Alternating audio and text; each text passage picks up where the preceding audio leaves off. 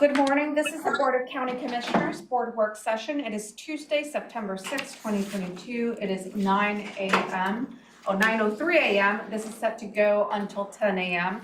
This is a hybrid meeting. We're in Building 1, Room 280. For public virtual attendance, you may follow along on the Thurston County YouTube channel. I'm Carolina Mejia. I'm the chair of the board. Vice Chair Ty Menser is here in the boardroom with me. Commissioner Gary Edwards is in transit and he will be joining us in the boardroom shortly. We have, also in the boardroom, we have County Manager Ramiro Chavez, as well as Assistant County Manager Robin Campbell, and some staff from Financial Services that we will introduce them shortly. The topics of today's agenda is budget review work session. And Robin, and I'm just sending it straight to you? Just an opening, Madam Chair. Thank you. This is the kickoff meeting of the budget preparation for the midterm adjustment. There's a series of meetings, and Robin and her team has a very good introductory conversation today. No decisions today is about the budget. In the budget sessions, the real work is already scheduled in your calendars for the next 2 months or so. So exciting times. That's my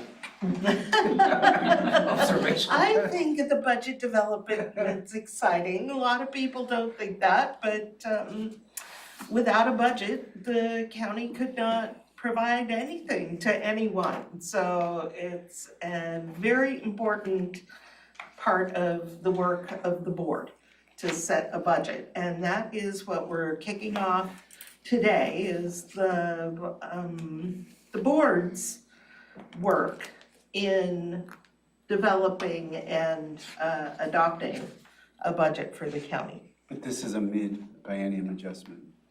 This is a mid-year adjustment, and we'll go through that in a moment. But I'm going to start this morning with a report that's only connected to the budget, but it is very exciting news that we just received on Friday afternoon. And I have shared with the board a document that starts with Ratings Direct. It's from S&P Global. They are our bond raters.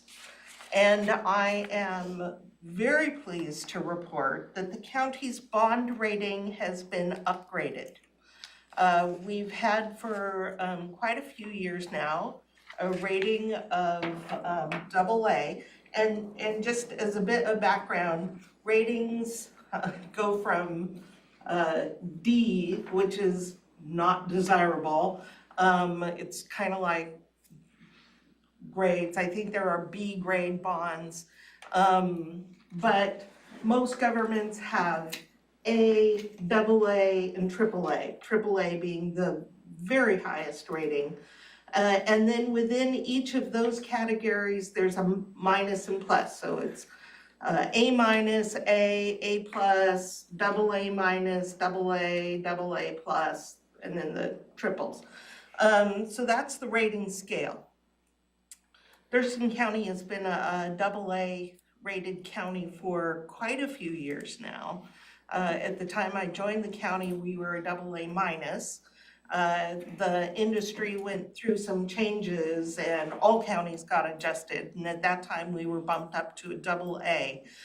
But in our current rating, S&P, our bond raters, have rated us a AA plus. And that is an increase that the county earned through excellent financial management. And some of the highlights that the S&P analysts have pointed out in this packet are that two of the reasons for the upgrade are that the county's financial profile is likely to be sustainable, and Thurston's adoption of new reserve targets is viewed as a meaningful step to ensure the long-term maintenance of recent fund balance improvements. So when the board adopted both the financial principles and then adopted the fund balance target for the general fund of a 2-month reserve, with a strategy to replace it if we drop below that, and a reserve fund, the rainy day fund, that is viewed by S&P as an extremely strong step in financial management. And that was a big part of why we just got upgraded. And I'm sorry that Commissioner Edwards is not in the room. I know he'll join us in a moment. I hope he hears me, because quite often he has asked me, how do we improve our bond rating? And this is it. This is exactly what we've done. Good question. What was the first piece of what you said, sustainable? I didn't really catch that. Right. The S&P's assesses the county economy along with how the county manages the funds that we receive. And another part of the analysis talks about how we have conservative budget forecasts that are rooted in historical trend analysis. They noted our monthly review of budget to actual performance, multi-year general fund financial forecast, which is updated at least annually, and is used to evaluate the changing conditions or budget adjustments and how they impact fund balance. We actually showed the model to the analysts on Standard & Poor's. They note that we have a formal investment policy and a formal fund balance policy. And we took the opportunity to talk to them about our efforts in cybersecurity. Mary Hall was part of that conversation, and they note that we've taken those steps to address the emerging cybersecurity risks. So they really do note that we have taken very positive, strong financial management steps. We've improved our fund balance over the last few years, and that the board has put in place processes, if you will, to ensure that we maintain that fund balance. One more question. So for the public listening, what is the practical benefit of double A plus? We get a lower interest rate, or what does it do for us? Yes, thank you. That is the other thing that I do need to mention. By improving our bond rating from AA to AA plus, that is very much like a credit score, your personal credit score. When your credit score is better, you get lower interest rates on loans generally. So with the county about to issue 50 million in loans, we are set now to get better interest rates that will save us money in the long term. And I don't know how much money it's worth, I can't tell you, is that a few $100,000? It's at least a few $100,000, or is it millions? I don't know, but it is definitely a better credit rating that will attract more investors and make our bonds more competitive. Thank you. So, really a wonderful thing. I think heard the whole thing, good. Okay, perfect.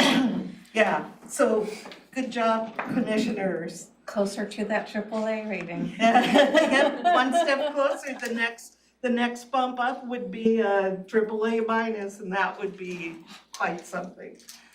Only the bigger counties have that, and they have a much broader revenue base than Thurston does. So the next goal is to improve our revenue base.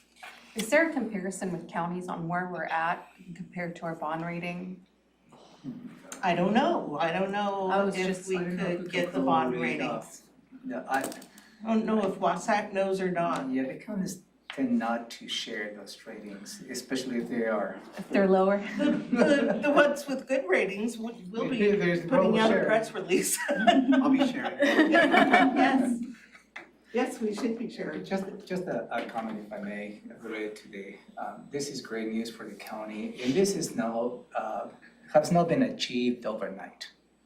There has been over the years, long-standing good financial policies, good leadership from the Board of County Commissioners, be financially prudent and be financially responsible for the future. And living within our means, really, this is the result of that process. It's a long process, it's a hard process. And I'd just like to say thank you to the board for your leadership on this. Yes.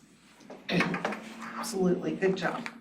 So congratulations to all of us. I would be remiss if I did not mention our Financial Management Committee, Mary Hall and Jeff Gadman, also key players in this, but commissioners, the policies that you've enacted and the conservative budgets that you've adopted go a long way toward this.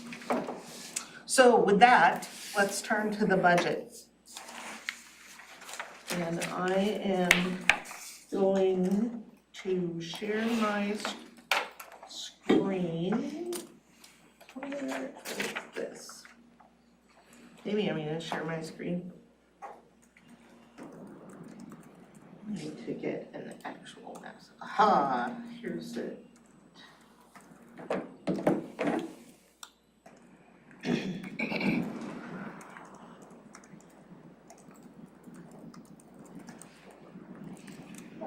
There we go. Okay. Robin, do you want to go through introductions that way? Yeah, I was about to introduce my staff who have done the bulk of the work on this budget. So go ahead, Nicole. Sure. So I'm Nicole Martinez. I am the budget and fiscal manager here at the county. Jennifer Smith, the budget analyst. Diana, would you like to introduce yourself? Hi, I'm Diana Ahrens. I'm also a budget analyst. Thank you. And then not with us today, Patty Rosetto, who is, she's not here, but she's a budget analyst with the county. I will start by saying that the county budget is produced in what to me feels like record time. When I was at the state, and I think you've heard me say this before, but when I was at the state of Washington, I was working in agencies. We had 4 months to develop the budget. In the county, our offices and departments develop their budget in 4 weeks. In the state, when I worked at OFM, I had 3 months to receive those agency budgets, scrub them, and develop the governor's budget. And I was one of 30 budget analysts for the governor. In the county, you have this team of 4 now. I'm so happy to have 4 wonderful budget preparers, and they have 4 weeks to scrub the entire county budget, which is every bit as complex as the state. And I will also say that of the 4, 3 of them have never been through this process before. So this is a huge amount of work in a very short amount of time. We are still in the process of scrubbing the numbers that we've received from the offices and departments. So what you're seeing today are preliminary. Don't get hooked on any of these numbers. They may change. They most likely will change by the time we hit November and it's time for you to make decisions. But we are presenting our very best work, and these ladies have worked extremely hard to get us to this point, and we appreciate all the work that they've put into it. So here's what we've got. It is a midterm budget, as you noted, Commissioner Mintzer. That means that we are partway through the biennium, and the county, here's the things we're gonna talk about today. We're gonna look at the state of the economy. We're gonna take a high-level look at the revenue and expenditures, and we'll look at what's coming up. But the county budget consists of over 90 separate funds. And we look at every one of those, no matter which stage of the budget we're in. And we have 20 offices and departments, more than half of those headed by separately elected officials, 8 departments under the direction of the county manager, on behalf of the board, and then one department that is governed by committee. The operating budget is a biennial budget, and what the board adopts is appropriations for each of 2 years. So we already have a 2023 budget. And state law requires that when you have a biennial budget in the county, that we have a midterm process to make adjustments, and that's exactly what we're in the middle of here. Some of the things that are required to be reviewed in the midterm are internal service rates. The state auditor requires that we update those annually. So even though we have a 2-year budget, we have to do those. We do review personnel costs. You have an opportunity to adjust those things like salaries. And then we open an opportunity for the offices and departments to come in with unanticipated receipts or other emerging items that could not have been anticipated at the time the budget was passed. So even though this is still a big lift, it is a much smaller lift than it will be when we develop the biennial budget next year. And we're able to cut about 3 weeks. We've got about 11 weeks to do it all. But 3 weeks of time that would be reserved on your calendars, we don't have to do in the midterm. So it is a Like all much smaller version. presentations. All those presentations, yep. So, and then the other part of this is that we update the capital budget every year in accordance with our capital facilities or capital improvement plan. So here's the economic outlook. I think a few of you, I know Commissioner Edwards was listening in on the WASAC meeting where Dr. Lurch, our state economist, was going over how things are looking nationally and here in the state of Washington. And here are a few points from the August update from the Economic and Revenue Forecast Council of the state of Washington. Washington state employment is up. We are past pre-recession or pre-pandemic levels of employment, and the unemployment rate is 3.7%, which is a record low since that started being tracked in the 70s. That's for the state. Housing construction in Washington state remains strong. That is in part due to multifamily development, and then prices in Seattle continue to skyrocket up. So the housing at this time is a strong market. On the downside, inflation is high. The Seattle CPI in May was 9.1%, but economists, and there are 3 standard panels, if you will, of economists that the state follows. All of them expect rates in 2023 to be at or below 4%, and in 2024 inflation to drop to 2% or less. So it's high now, but it's expected to come down. State revenue collections continue to outperform forecasts. And I will say that the state forecasts more conservatively than I do. So it's good that they're outperforming. And statewide, they saw retail sales improve 3.9% year over year. The highest growth rates, of course, in gas, convenience stores, and then surprising to me, sporting goods, books, toys, and movies, and sporting goods, and music were things that went up. Great. So people are looking for entertainment apparently, and having children. The accommodation and food service sector, that sector that was hardest hit by the pandemic, continues to come back. It was up 24.5% year over year. And then I do want to touch on Reit.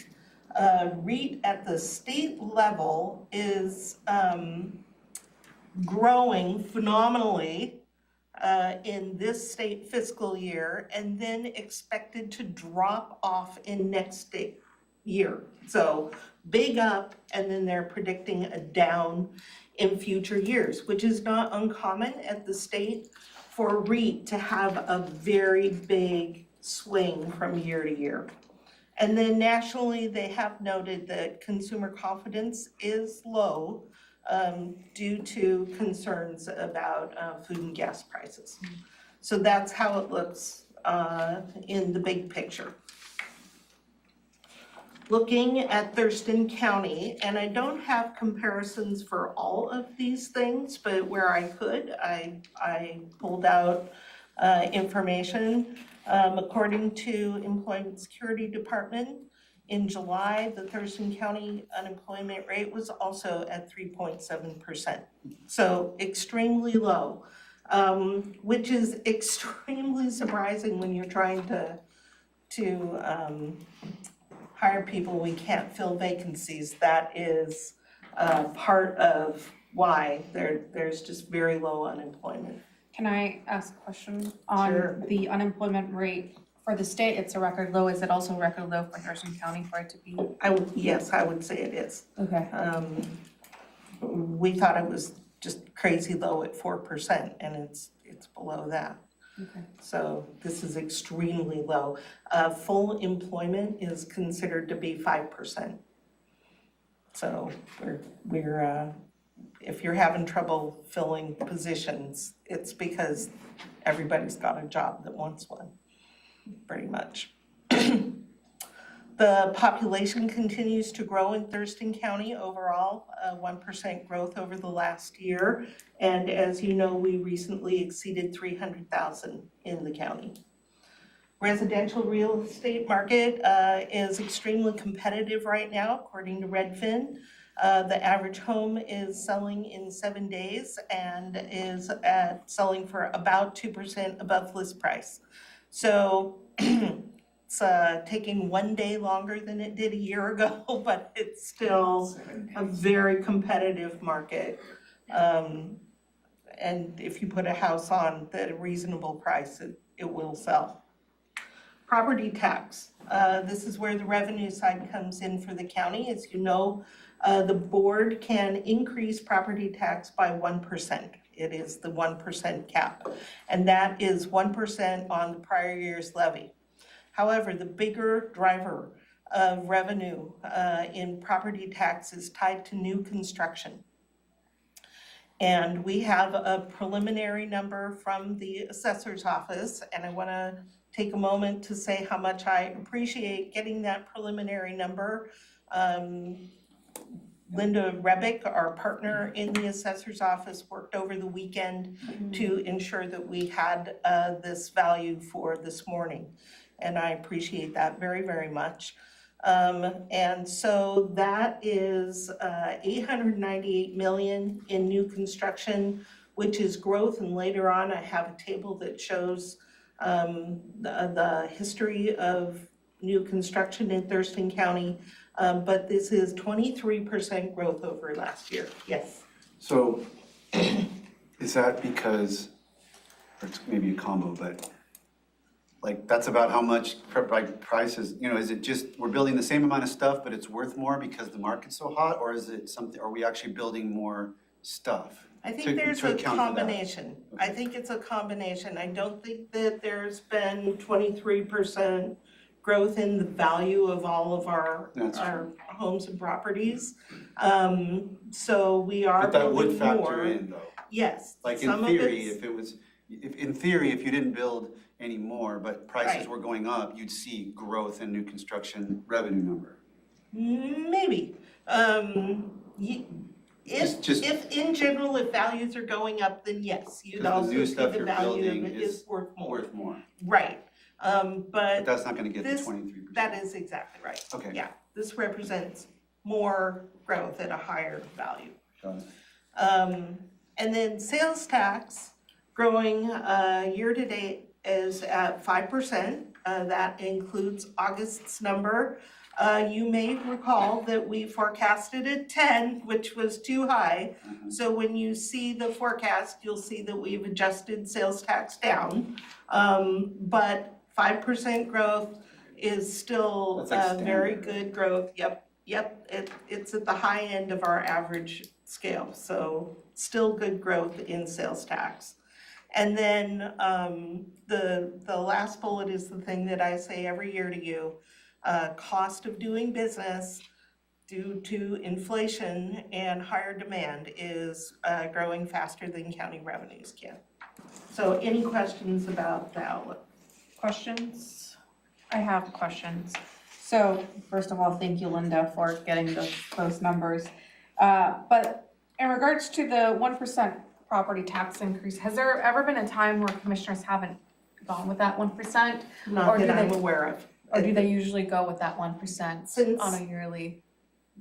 Since that restriction was put in place in state law, the board has every year taken the full 1% increase.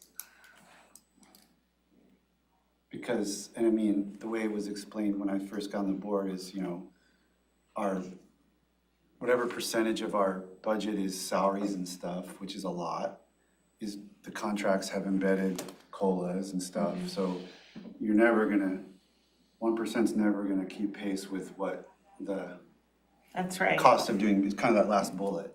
So 1% is roughly 400,000, it's a little more than 400,000. And you'll see that the COLA is somewhere in the 600,000 range. So the 1% doesn't even cover the COLA. Thank you. Yep. Any other questions about this slide? Not, we'll go on and start talking about the numbers. This is where it kind of gets a little boring. Oh, but before I get there are a few more slides about the economy. Here are the property values, and you see how I thought we'd hit the peak last year.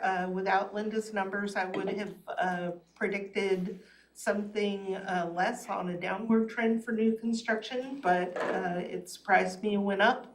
But you'll see that in 2012, new construction was valued at $300 million. I will say that what you don't see on this chart, in 2000, I think it was 2008, might have been 2009, new construction in Thurston County was $1.1 billion. So we have not gotten back to new construction at levels that we saw prior to the Great Recession. However, we're getting there. And the growth is pretty amazing. So you see, starting in a low of 2015 of 297 million, and I'll just, this is the new construction column right here in about the middle of the page. New construction has grown steadily. It hit what was then the peak in 2021 of 733 million, took a little dip this year, and then next year is the new 830, what did I say, $838 million, but it's definitely up. You also see the total assessed values have been growing steadily over the years. That's a constant increase from year to year. And then as property values go up, tax rates go down. And you've heard me try to explain that when we talk about the property tax revenue, and that'll come later this year that we talk in depth about property tax and the levy. But you see that the average tax rate, when values go up, the tax rate goes down. Now, there is a little peak in 2018. That is when the state of Washington enacted changes to the state law, and the rates that go to the state drove that up. But overall, especially with county rates, And we've got a table on that you'll see tomorrow. When values go up, the rates go down. Unemployment data on a graph for Thurston County, big peak in March of 2020. Tied directly to the pandemic. But you see going back to 1992, this is the trend that follows unemployment goes up when the economy starts to go down. But overall, it's It's pretty amazing, low. it's like that never happened, you know what I mean? Like the trend is like exactly where it would have trended to. That's right. It's amazing. It's just a very interesting, it's a normal economic cycle with a pandemic thrown in. And we really did believe, because I think you've also heard that following the Great Recession, that was the longest period of expansion in US history in an economic cycle. And the economists and I were all waiting for, the next recession was overdue, and they're triggered by all kinds of different things. It's never triggered by the same thing as it was last time. So this time it's like, okay, this one's triggered by the pandemic, and here we go, we're going down. But we didn't. It was more like you jumped on the trampoline, went off, and bounced right back up. Just like if you've ever been to a Cirque du Soleil show, it was just an incredible bounce. But you're right, it looks, if you were to smooth the trend, we're right where we would have been. Here's sales tax revenues. You see in the last few years, this chart goes back to 2007, pretty flat for about 6 or 7 years, and then started a steady increase up, and we are still on an upward trend. And here are the year-over-year growth rates tied to sales tax, the crazy high rates last year in 2021, with year-over-year, monthly year-over-year rates that we'd never ever seen before. So when we pull those out of the averages, in this year to date, we've had a few flat years, or flat months, a few months that have been pretty flat, but overall 5% growth year to date. All right, now we're gonna get into the numbers. Looking at revenue first. Here are the types of revenue that the board collects. Property taxes. This is the bread and butter, the major piece of where our revenue comes from. Property tax and sales tax, those are the big ones. And we also have a few special taxes that go into restricted funds, like treatment sales tax. We have charges for services. Some of the examples are garbage disposal fees, also called tipping fees for work, and then internal services like financial services charges for what they do for our offices and departments.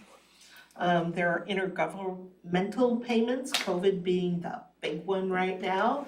We've collected since March of 2020 over $150 million in grants from the state and the federal government. That is getting us through the pandemic in a very good financial position. We have our regular state and federal grants continuing to come in, and then the state shares profits, things like liquor taxes and marijuana taxes are shared with counties. Licenses, permits, fines, and forfeitures. We sell licenses for vehicles. People get their marriage license from the county. We take a piece of that as our revenue. We sell construction permits. We issue fines and get a piece of those fines are kept by the courts for things like speeding and DUIs. And then we have all kinds of miscellaneous revenue. Investment interest is currently driving growth in our overall revenue, that's in miscellaneous. And then there are transfers, such as the road fund. We pull revenue into our operating funds and transfer them into our construction funds for all kinds of projects. And then we also do transfers to support funds that are having challenges. So those are the overall kinds of revenues, those are examples. Yes, sir. Under miscellaneous, is there a list or do you have an idea of about how many items? Are they kept in separate line items or is it just all lumped into miscellaneous? No, every type of revenue that we collect has a special code. We're required to keep very careful track of where our money comes from. So if you would like a list of things that are miscellaneous, we'd be happy to provide that. I just wonder if it's available. I mean, It state absolutely is revenue available. on liquor or, marijuana or something like that. Those are under intergovernmental, Right, but you've yes, got we those, can and I tell just you wondered if exactly there's what those anything are. similar to that in this, under miscellaneous, that's all. Yep, there is. Okay. All right. Go on. Here we are, operating revenue for the next few years is currently for comparison purposes, we have 2021 in the revenue area. We're working on 2021 actuals, but for expenditures, but for revenue, we have them. We collected $429 million overall in 2021. If you recall, our usual revenues are around the 300 million mark. So this reflects, in large part, a lot of the money that we pulled in around COVID. The 2022, we're currently budgeting $455 million. And in 2023, start to see us, that starts to drop off and we begin the return to more normal levels, 395 million. And then when we look at the forecast, you'll see that that starts to drop off when we're not continuing to pull in the coronavirus money. I have one Yeah. question. Go ahead, sir. On the virus money, where are we on expenditures? Are we gonna spend it all? I hear different governmental entities that have quite a pot left that they have not actually allocated out.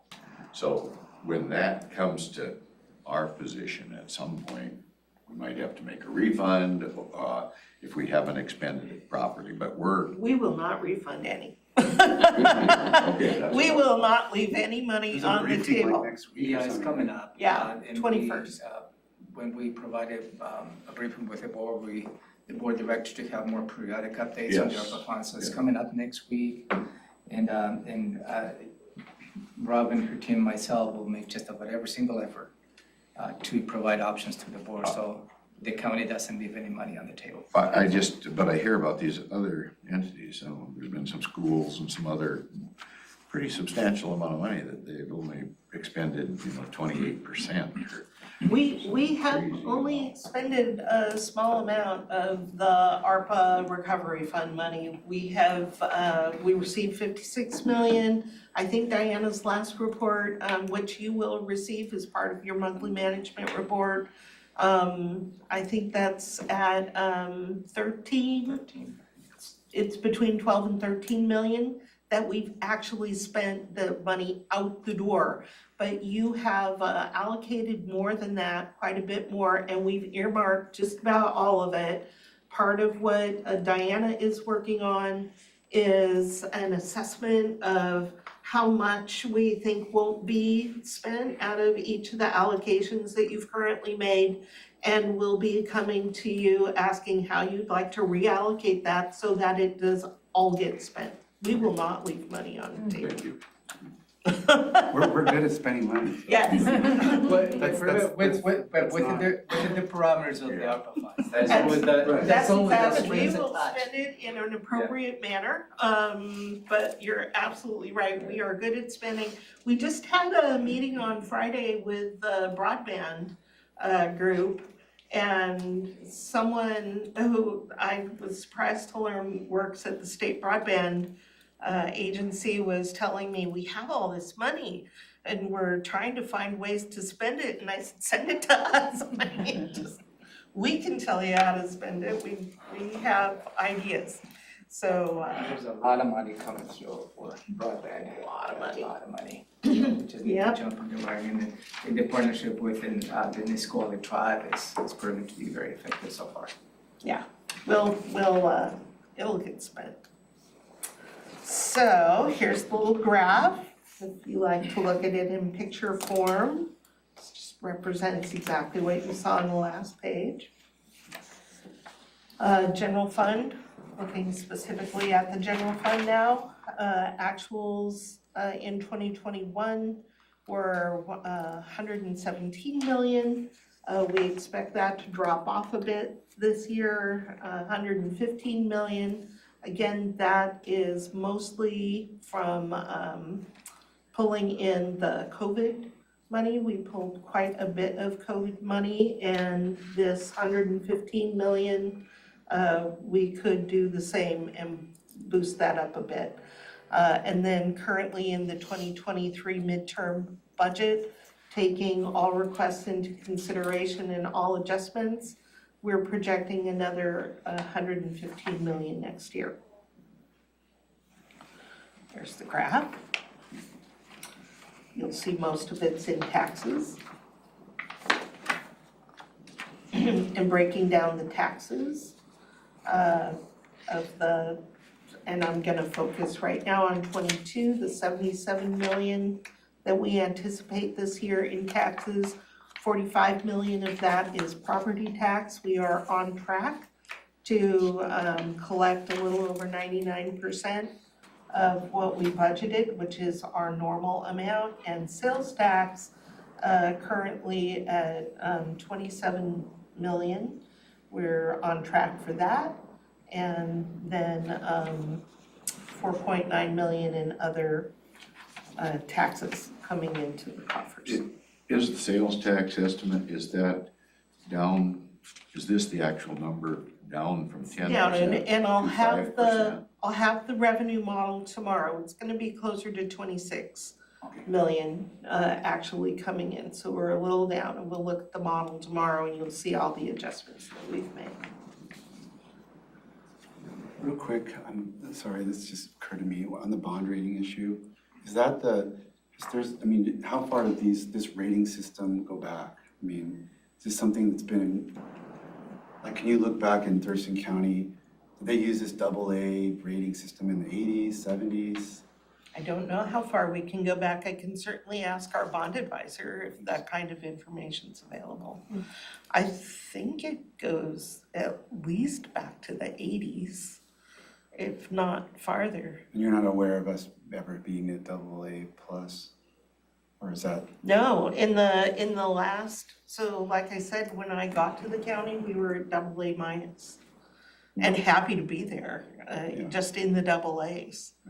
And then that got adjusted up through there was a national adjustment of all the rating agencies, and that bumped us up. But this one we earned. Okay, sorry. Yeah, no, that's, Is REIT 1 and 2 in this property tax number? no, property taxes are not collected in REIT. Okay, so where does REIT 1 and 2 fit in here? As REIT far as 1 revenue. and 2, if we go, because REIT doesn't come into the general fund, that's part of all of your operating okay. revenues. And it's in the, I wanna say Well, we're REIT gonna would get there. fall into the other, yeah, we'll look at REIT tomorrow in particular. Okay, good. All right. The general fund, and it's not a tax It's not per a se. tax. No, it's considered a fee. But if they Called the just re- have- it's they called the just real come up- estate it still comes excise out tax, but Somebody's it's- Well, pocket. but It's, uh, Has a different name. Taxation is broad. Right. Fee is limited to an action. Let me ask one more question, I'll follow up on that. Have we always used REIT in the past to pay off our indebtedness on bonds? We have used REIT in the past to pay off, the word always. Well, maybe, okay, not always, Yes, but but we have, mostly, is that how we've paid off our bonds in the past? well, it depended on what we built. So you've heard me say this before, the right answer is always it depends. Okay. But we can give you a history of the bonds that have been paid using REIT. Okay, thank you. Yeah, because like when we remodeled Tilly, those were paid in part by road funds that could legally be used to pay for the building that the road crew operates out of. But part of it was paid by REIT. The jail, detention sales tax, and REIT. So it was a combination. Yeah, it's been used. All right. We always like to show this, usually when we talk about the property tax, this is how it gets broken down. Very little of your property tax payment stays in Thurston County. We haven't updated this picture lately, but it's still pretty valid that less than 10 cents on the dollar goes to the general fund. We think it's just over 9 cents. About a little over 4 cents goes to the road fund. 2 cents goes to Medic One. That has grown with their levy lift that we'll talk more about in the next few days. And then a tiny little bit, 0.3 cents on the dollar, fraction of your penny goes to conservation futures. So Fraction of your dollar. a fraction of the penny of the dollar. Yeah. Yeah, if you pay $3.50, a penny goes to conservation futures.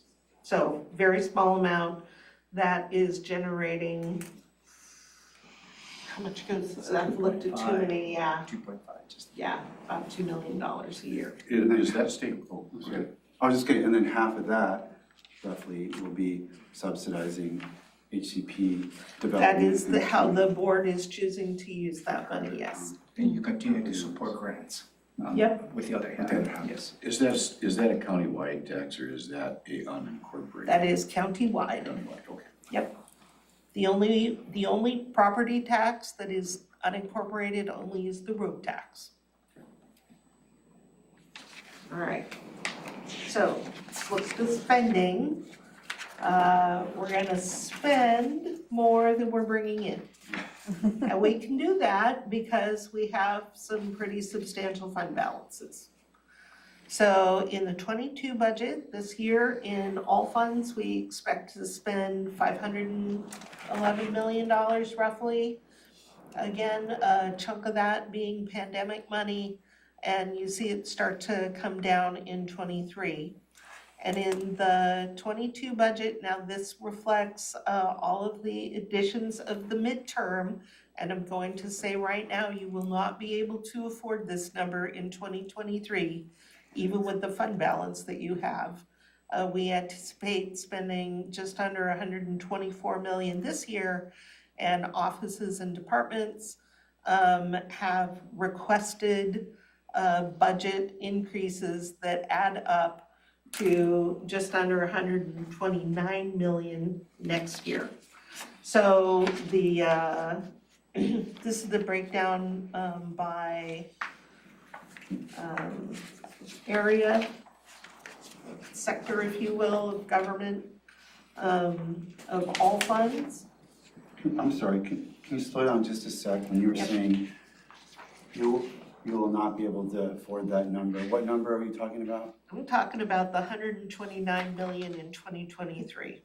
So that's there, but right. then if that, so then that's gonna have to be reduced in 2024. No, that's gonna have to be reduced in 2023. That's Oh. the new ask. But And what- when we Well, look this at the number is- forecast tomorrow, What is the delta though? the delta is $7.5 million. That's what probably really Right, is $7.5 million of additional requests from the base budget that you approved in 2023. And $7.5 million of additional requests you may not be able to afford all. that is absolutely, So that is really. So this number is just, this number isn't what you're projecting we're gonna spend, this is just what everybody's this asking is for. the proposed expenditures from offices and departments. Here's the breakdown. And there's the picture.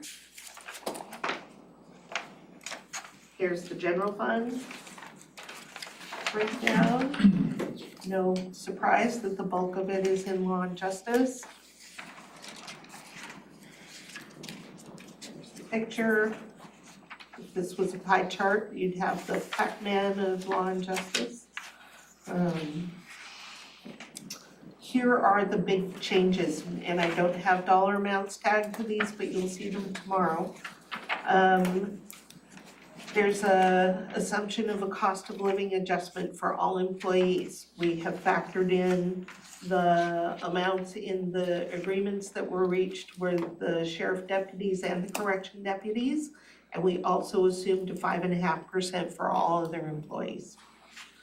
We've included $1,000. 5.5 or 2.5? Oh my gosh, 2.5. Thank you, did I say 5.5? I wasn't the one that skipped Woohoo. that because that resonated. Thank you for correcting that, 2.5%. Thank you. Yes, so there's an assumption that everyone will get a COLA, the board, that's one of the things you're going to need to grapple with. And There- how much was, you did 2.5 or? 2.5% for all employees other than the sheriff deputies and the correction deputies who have bargained for a higher amount. And we already have signed the agreements with those two unions. There is an assumption of a $1,000 bonus for all employees. We are assuming that we would pay that out of the ARPA money. So the ARPA, not just ARPA, but the ARPA lost revenue. So this would not hit your general fund, but it is still, when we see the total numbers tomorrow, it's still a chunk of change. There is a healthcare premium adjustment. We had assumed 5% growth for healthcare in 2023. The latest news is it's going to be more like 12%. So double-digit inflation for medical. And then there is the risk pool increase that you've heard about. That is millions of dollars, and it has an impact on the general fund of about $2 million. So that of that $7.5 million, the risk pool increase is a big chunk, a big single chunk. We have included in this budget payment for the bonds that is coming out of Reit 1. And then this budget, of course, aligns with the capital improvement plan. So there's 5.2 million law and justice and 2 million risk pool. And that's 7.2 of the 7.5. I wouldn't say there's, where did you get the 5? Previous For law slide and you justice. showed law and justice going from 88.9 to 94.1. It's a big jump Right there, there. and we're That's where still I'm going. refining the numbers. Don't get hung up on any of these numbers yet. The big chunk in law and justice, the COLAs that they negotiated for and the medical increase hits pretty hard in that area. It's not that big though, so there's something else going on. For example, the board requested when we talked about your priorities, sheriff deputies, additional sheriff deputies is included in this number. But there's also an increase in general government. You see a pop-up there, and that is in part driven by things that the board has asked for. So we'll break it down tomorrow. So that whiteboard was just like a dream wish list if we had unlimited, not knowing how much That's money right. we'd have. So you embedded That's- all of those into this? All of those are reflected in here, and they may be easy things for you to take out. Okay. So, yep. So it might not be hard. Still might be kind of hard. All right, Well, it was just, that's, it was you're absolutely irrespective right. of knowing any revenue projection. It was just kind of like, what would you like to have? What would you like to consider? Yeah. And that is the key word, what do you want to consider? Not, here are the things you're committing to. All right, so those are the big pieces that, then we've got your CIP, covers these areas. And this is what the capital budget is shaping up to look like. The budget in 2021 was 44 million. Going forward in '22, we're anticipating 47 million if we get all of our projects done. And next year, 54 million because we're starting to do the courthouse project. That's what that graph looks like. And here's what's coming up. So, I'm sorry, this proposed expenditures, am I missing? Oh, capital improvement, sorry. yep, That CPI. part was off my screen, because I couldn't figure out what those numbers meant. Got it. Yep, your capital budget. So here's where we're going. Tomorrow, we'll take a closer look at all of these items so you get a preview of what they all are. And then on the 12th, the next Monday, I will be asking you to set the target spending for the general fund so that the board has a tactical agreement on about how much you're willing to spend. And I will have the model at that time and be ready to show you where we're going. October 3rd through 7th are review work sessions where we start to get in depth. We have not scheduled a presentation from every office and department. And actually, we're still scrubbing the numbers. And as of right now, I'm not planning to bring any offices or departments in. If we spot something in the next few days that the board would like more information on, then I will arrange for that director or elected official to come, but we are not going to spend your time on those kinds of things.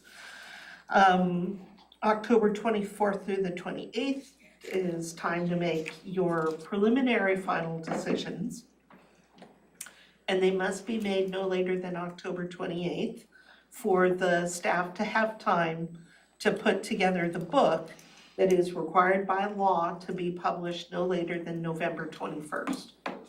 We'll hold the public hearings as we always do, starting on the first Monday of December and on the 5th and 6th. We still have to go through the budget for every department and give citizens an opportunity to ask questions about what the board has published. And then final decisions no later than December 8th. You'll certify the property taxes on December 13th, and the budget and all the documents that go with it will be adopted on December 16th. So that'll be what the year looks like.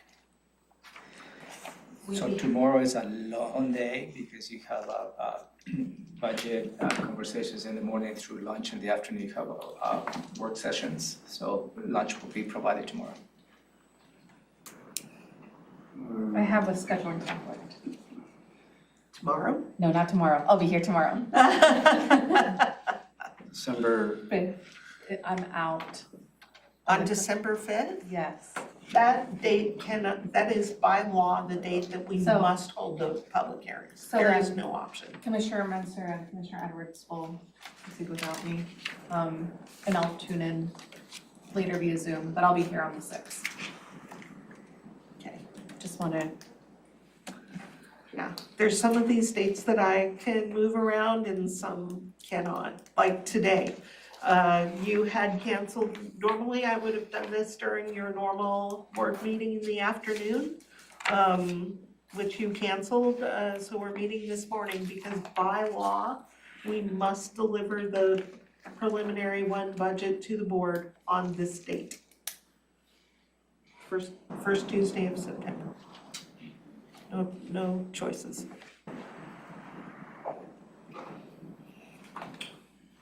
Okay, All right? tomorrow I might need just like a short, I have to get my car for service like somewhere around 1 o'clock, but it could be maybe when we start eating, I can just run over and do that. We take 20 minutes, it's really close, the auto mall. Sure. That's the only conflict I have for tomorrow. okay. You have? Man, one more question. On 27, under significant items, on payments for the 2022 bond issue, is that out of general fund? Is that what we're talking about, those payments out of general? Those are out of Reit 1. Okay. Thank you. Are we good to go? Okay, it is All right. 10:04 a.m. Thank you, Robin. We are adjourned. Thank you, commissioners.